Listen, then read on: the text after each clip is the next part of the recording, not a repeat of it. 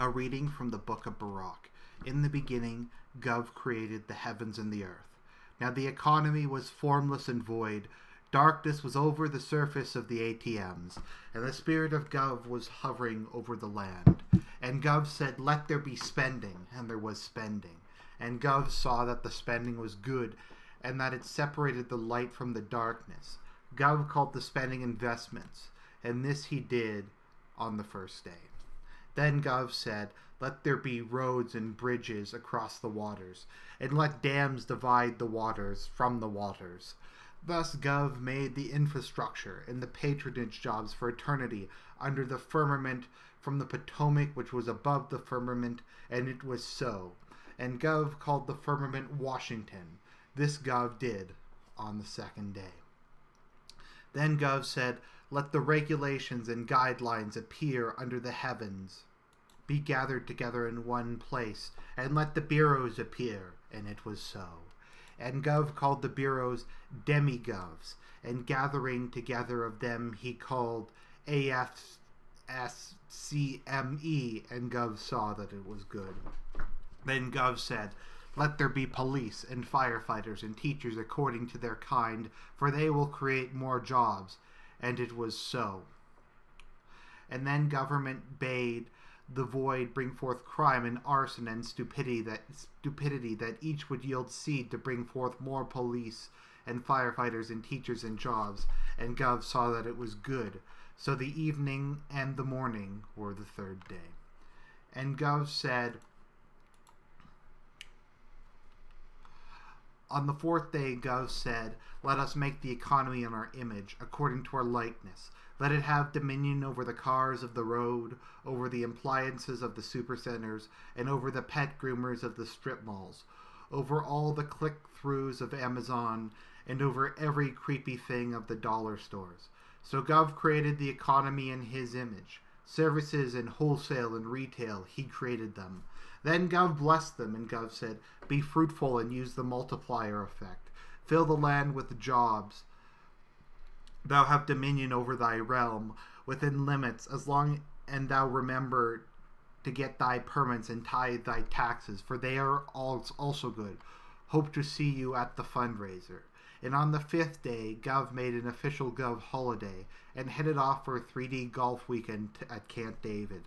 But first government said to the economy, "You are free to eat from any tree in the garden except the tree of knowledge. There is a serpent in that tree, and thy health care does not cover it."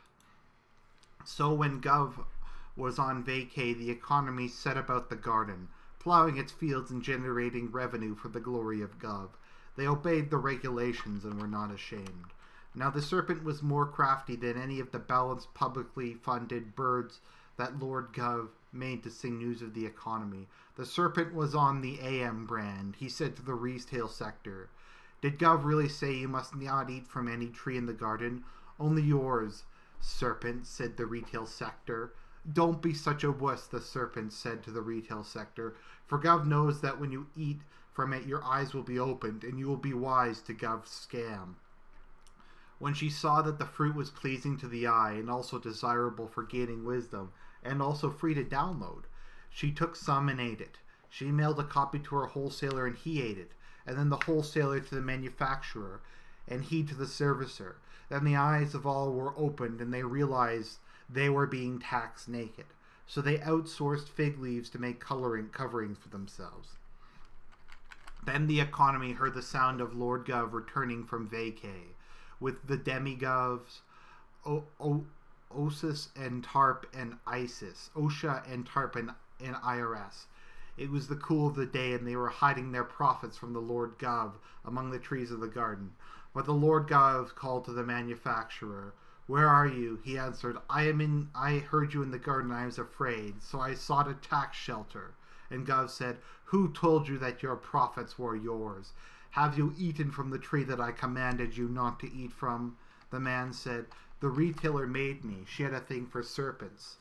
Then the Lord Gov said to the retailer, "What is it that you have done?" And she said to the Lord Gov, "Don't take that tone with me, fat boy, and why should I give you my profits?"